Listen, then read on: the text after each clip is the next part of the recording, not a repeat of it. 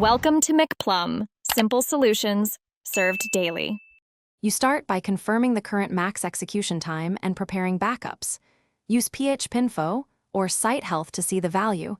Once you know it, download wp-config, php, htaccess, and any php ini file so you can restore if needed.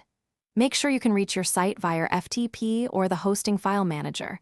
Once connected, navigate to the WordPress route. This preparatory step prevents downtime and gives you a safe rollback if an edit causes errors.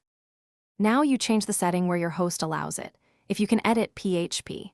ini set max execution time equals 300 and restart PHP. This is the cleanest server-level fix. Once done, if PHP ini is unavailable, add PHP value max execution time 300 to the WordPress route. Htaccess, be careful with syntax because some hosts disallow it.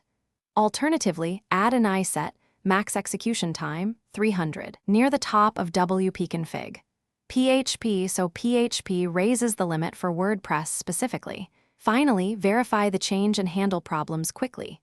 Refresh phpinfo or site health to confirm the new max execution time.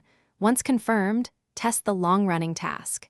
If the value didn't change, make sure your host isn't overriding settings via PHP FPM pools or a control panel limit, and clear any opcode or server caches.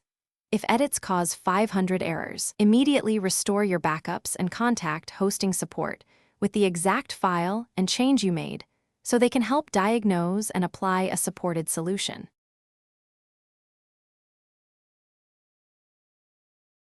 Thanks for watching. Stay juicy and subscribe.